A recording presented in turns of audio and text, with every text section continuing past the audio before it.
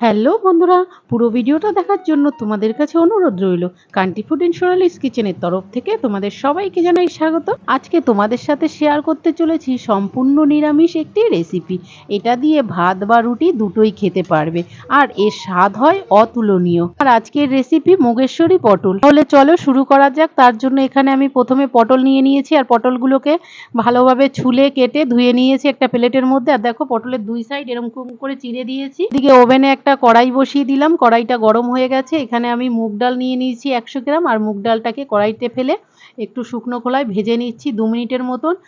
বেশি ভাজবো না, হালকা ভেজে একটু জল দিয়ে দিলাম, আর জল দিয়ে মুগ ডালটা নামিয়ে রেখে দিলাম। গরম জলের মধ্যে মুগ ডালটা ভিজিয়ে রেখে দিলাম। আবার একটা কড়াই বসিয়ে দিলাম ওভেনে, কড়াইটা গরম হয়ে গেছে। তার মধ্যে পরিমাণ মতো তেল দিয়ে দিলাম, আর কেটে রাখা পটলগুলো এক এক করে তেলের মধ্যে ছেড়ে দিলাম। তেলটা গরম হয়ে গেছে ভালোই। আমি পটলগুলো ছেড়ে দিয়ে নেড়ে চেড়ে একটু নিলাম তেলের সাথে। নেড়ে চেড়ে নিয়ে তারপরে নুন স্বাদ মতন আর একটু হলুদ দিয়ে দিলাম। দিয়ে আবারও সব ভালোভাবে নেড়ে চেড়ে নিচ্ছি।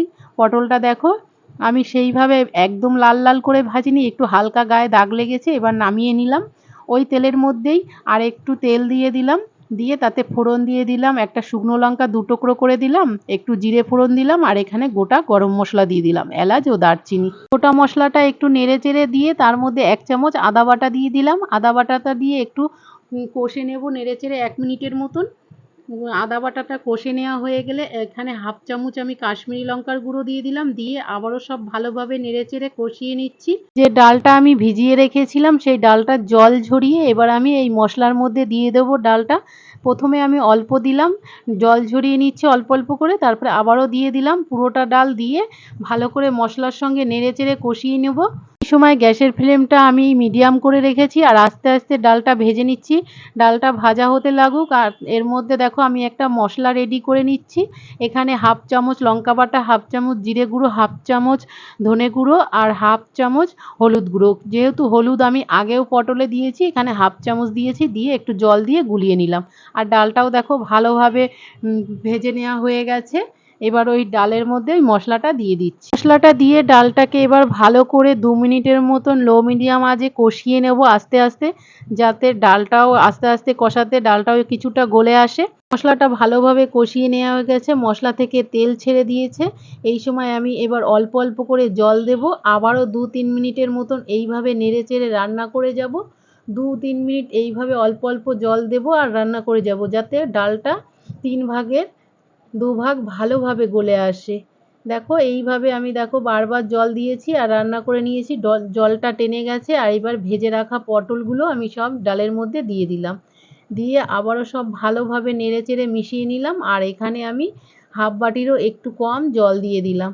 যে 3 ভাগের 2 ভাগ সিদ্ধ হয়ে গেছে আর 1 ভাগ বাকি আছে, সেটা এখন এই জলটার সঙ্গে আর পটলটা একসঙ্গে দিয়ে ঢাকনা দিয়ে ঢেকে দিলাম। এবার যা সিদ্ধ হওয়ার বাকিটুক সিদ্ধ হয়ে যাবে। দেখো ঢাকনাটা তুলে নিয়েছি 2 মিনিট পরে। 2 মিনিট এরম লো মিডিয়াম আঁচে আমি ঢেকে রেখেছিলাম। ডালটা আমার ভালোভাবে সিদ্ধ হয়ে গেছে। ঢাকনাটা তুলে নেবার পর ডালটা আবারও সব ভালো করে নেড়ে চেড়ে উপর নিচ করে মিশিয়ে নিলাম। আর এখানে স্বাদের জন্য 1/2 চামচ চিনি দিয়ে দিলাম। চিনিটা দেবার পর আবারও সব নেড়ে চেড়ে মিশিয়ে নিচ্ছি। চিনির পরিমাণটা তোমরা এখানে কম বেশি করে নিতে পারো। আর এখানে অল্প একটু আমি ধনেপাতা কুচিও দিয়ে দিলাম। দিয়ে আবারও সব ভালো করে নেড়ে চেড়ে মিশিয়ে নিলাম। সাথে 1 চামচ ঘি দিয়ে দিচ্ছি। ঘিটা দিয়ে আবারও সব ভালো করে নেড়ে চেড়ে মিশিয়ে নিচ্ছি। যেহেতু এটা আমি সম্পূর্ণ নিরামিষ করেছি, বন্ধুরা যে কোনো নিরামিষ রান্নাতে লাস্টে একটু ঘি দিলে খেতে খুবই ভালো হয়। সবশেষে 1/2 চামচ গরম মশলা দিয়ে দিলাম। দিয়ে গ্যাসের ফ্লেমটা অফ করে আমি 5 মিনিটের মতন ঢেকে রেখে দিয়েছিলাম। 5 মিনিট পরে দেখো নামিয়ে নিয়েছি। ব্যাস তৈরি হয়ে গেল আমার মুগেশ্বরী পটল। এবার গরম গরম ভাত বা রুটি যে কোনো কিছুর সাথে পরিবেশন করতে পারবে। আর আমার রেসিপিগুলো ভালো লাগলে লাইক, কমেন্ট, শেয়ার করো।